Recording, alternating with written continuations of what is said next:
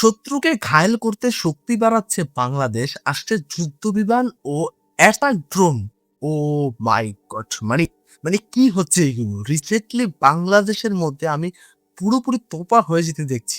হ্যাঁ, আর সেটা কিসের তোলপাড় জানেন? বাংলাদেশ বর্তমানে অত্যাধুনিক যেই যুদ্ধাস্ত্রগুলো রয়েছে সেগুলো ক্রয় করতে মরিয়া হয়ে উঠেছে।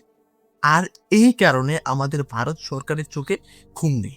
খুব টেনশনে আছে হয়তো মোদী সরকার। ভিউয়ার্স, বাংলাদেশ সামরিক শক্তিতে এগুলি আমাদের ভারতের টেনশনের কারণ রয়েছে, কারণ আমাদের ভারত বাংলাদেশের উপর দাদাগিরি করতে চায়।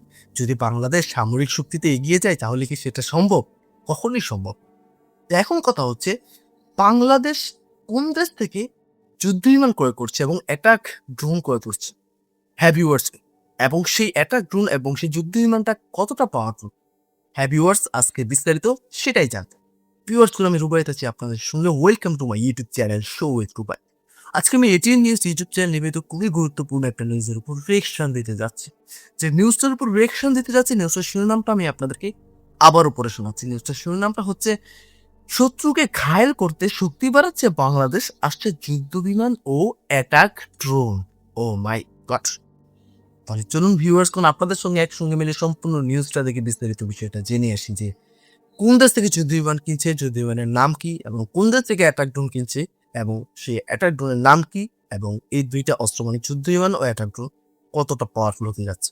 চলুন বিস্তারিত বিষয়টা দেখে আসি এবং জেনে আসি। Let's get started.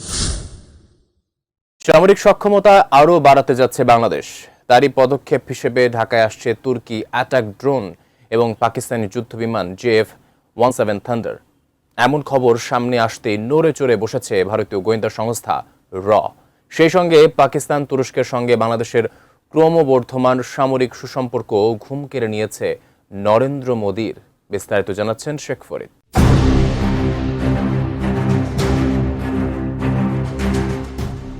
নতুন অস্ত্র, যুদ্ধ বিমান, আধুনিক সামরিক ড্রোন এবং সাবমেরিন ও যুদ্ধজাহাজ মোতায়েনের পরিকাঠামো নির্মাণ সহ একটি তালিকা সরকারকে দিয়েছে বাংলাদেশের প্রতিরক্ষা দপ্তর। এই জন্য 2026-27 অর্থ বছরের বাজেটে অতিরিক্ত 27,000 কোটি টাকা বরাদ্দের সুপারিশ করা হয়েছে। এই বিশেষ বরাদ্দটি নিয়মিত বার্ষিক প্রতিরক্ষা বাজেটের বাইরে, যা দেশের দীর্ঘমেয়াদী কৌশলগত লক্ষ্যের অংশ হিসেবে 3 বাহিনীর আধুনিকায়নে ব্যয় করা হবে। এতে বাংলাদেশ বিমান বাহিনী সবচেয়ে বড় অংশ পাবে বলে ধারণা করা হচ্ছে। কোয়ালিটি সম্পন্ন আন্তর্জাতিক মানের still bar CSRM, committed for better still. এমন তথ্যই উঠে এসেছে ভারতীয় সংবাদ মাধ্যম এই সময় অনলাইনে। ওই প্রতিবেদনে বাংলাদেশের সেনা প্রধান জেনারেল ওয়াকারুজ্জামানের একটি মন্তব্য তুলে ধরা হয়। চলতি বছরের এপ্রিলের শেষ সপ্তাহে সেনা প্রধান বলেছিলেন, শক্তিশালী প্রতিরক্ষা ব্যবস্থা ছাড়া কার্যকর পররাষ্ট্র নীতি বাস্তবায়ন অসম্ভব।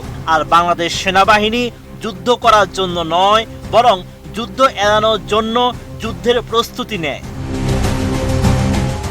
ভারতীয় সংবাদ মাধ্যমটির দাবি, পাকিস্তান ও তুরস্কের সঙ্গে কৌশলগত সম্পর্ক স্থাপনে এগিয়ে যাচ্ছে বাংলাদেশ। এরই মধ্যে পাকিস্তানি যুদ্ধবিমান JF-17 কেনার ব্যাপারে উল্লেখযোগ্য অগ্রগতি করেছে ঢাকা। সম্ভবত বাংলাদেশ এই মডেলের 48টি যুদ্ধবিমান কিনতে পারে, যার মোট মূল্য ধরা হয়েছে সর্বোচ্চ $7 বিলিয়ন। এরই মধ্যে বাংলাদেশকে এই বিমানের একটি সিমুলেটর দিয়েছে পাকিস্তান, যা সাধারণত পাইলটদের নতুন বিমান চালনায় ব্যবহার করা হয়।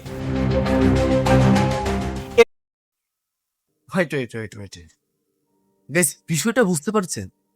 মানে পাকিস্তান বাংলাদেশকে ইতিমধ্যে একটা সিমুলেটর দিয়েছে। সিমুলেটরের মানেটা হচ্ছে, ধরুন একটা কক্ষ থাকবে, সেখানে একটা সেট আপ থাকবে গেমিং সেট আপের মতো, তবে সেখানে JF-17 এর যেই নিয়মাদি রয়েছে, কিভাবে চালাতে হবে সবকিছু সেখানে থাকবে, এবং সেখান থেকে পাইলটরা প্রশিক্ষণ নেবে, এবং বাংলাদেশের পাইলটরা ধীরে ধীরে JF-17 সম্পর্কে জ্ঞান অর্জন করবে এবং পরবর্তীতে তারা এটাকে চালাবে। তো এখানে যে মূল বিষয়টা, বাংলাদেশ এতদিনে বেশ ভালো কাজ করছে, যুদ্ধ বিমান ক্রয় করছে। বর্তমান অবস্থা বাংলাদেশের আকাশের খুবই খারাপ। যুদ্ধ বিমান ছাড়া একেবারে সম্ভব না কিছু করা, মানে আকাশের অবস্থা পুরোপুরি খারাপ। তো সেক্ষেত্রে এই পদক্ষেপটা সত্যিই খুব ভালো একটা পদক্ষেপ। তাহলে চলুন বাকি অংশটা দেখে আসি। এদিকে পাকিস্তান অবজারভার পত্রিকা দাবি করেছে আগামী মাসেই সেনাপ্রধান ফিল্ড মার্শাল অসীম মনিরকে নিয়ে ঢাকা সফর করবেন পাক প্রধানমন্ত্রী শাহবাজ শরীফ। সফরে দুই দেশের কৌশলগত সম্পর্ক স্থাপনের চুক্তিও স্বাক্ষর হতে পারে বলে প্রতিবেদনে উল্লেখ করা হয়েছে। তবে এই প্রতিবেদনকে ভিত্তিহীন বলে উড়িয়ে দিয়েছে ঢাকায় নিযুক্ত পাকিস্তান হাই কমিশন। তাদের দাবি এমন কোনো সফরের পরিকল্পনা আপাতত তাদের জানা নেই। শুধু পাকিস্তান নয়, প্রতিরক্ষা সহযোগিতায় তুরস্কের সঙ্গেও এগিয়ে যাচ্ছে বাংলাদেশ। এরদোয়ান সরকার থেকে তুর্কি অ্যাটাক ড্রোন কেনার ব্যাপারেও উদ্যোগী হয়েছে ঢাকা। আঙ্কারার সাথে সম্পর্ক জোরদারে সম্প্রতি তুরস্ক সফর করেছেন বাংলাদেশের পররাষ্ট্রমন্ত্রী খলিলুর রহমান। সব মিলিয়ে বাংলাদেশের এই সামরিক প্রস্তুতিকে মোটেও খাটো করে দেখছে না প্রতিবেশী দেশ ভারত। সেই সঙ্গে পাকিস্তান ও তুরস্কের সঙ্গে বাংলাদেশের ক্রমবর্ধমান সামরিক সম্পর্ককে অত্যন্ত গুরুত্ব সহকারে পর্যবেক্ষণ করছে ভারতীয় গোয়েন্দা সংস্থাগুলো। Sheikh Farid, ATN news. ভিউয়ার্সগণ, সম্পূর্ণ নিউজটা তো আপনারা দেখতেই পেলেন। আশা করি আপনারা একদম ক্লিয়ারলি সবকিছুই বুঝতে পেরেছেন। তো বর্তমানে বাংলাদেশ সামরিক শক্তিতে অনেক বেশি চেঞ্জেস আনছে, যেটা খুবই বেশি প্রয়োজন বাংলাদেশের জন্য। সব থেকে বেশি প্রয়োজন যুদ্ধ বিমান, সেটাও ক্রয় করছে, এবং তুরস্কের কাছ থেকে তুরস্কের যে পাওয়ারফুল ড্রোনগুলো রয়েছে সেগুলোও ক্রয় করছে। তো সব মিলিয়ে যা যা করছে বাংলাদেশ সত্যি খুবই ভালো কাজ করছে, কারণ আকাশ প্রতিরক্ষা সব থেকে বেশি প্রয়োজন। যদি যুদ্ধ বিমান না থাকে তাহলে শত্রু যুদ্ধ বিমান এসে সবকিছু উড়িয়ে দিয়ে গেলেও মানে বসে বসে দেখা ছাড়া এবং শহীদ হওয়া ছাড়া আর কিছু করা সম্ভব না। তো এভাবে যদি বাংলাদেশ এগোতে থাকে তাহলে খুব দ্রুতই বাংলাদেশের সামরিক র্যাঙ্কিং তো আগাবেই, এবং বাংলাদেশের সামরিক সক্ষমতা, বাংলাদেশের যে পাওয়ার, সেটা অনেক বেশি বেড়ে যাবে, এবং এর ফলে আমাদের ভারত সরকারের মানে ঘুম হারাম হয়ে যাবে। তবে এই চিন্তাটা না করলে ভালো হবে আমার কাছে মনে হয়, কারণ বাংলাদেশ কখনই ইচ্ছাকৃতভাবে কোনো ঝামেলায় ছড়ায় না।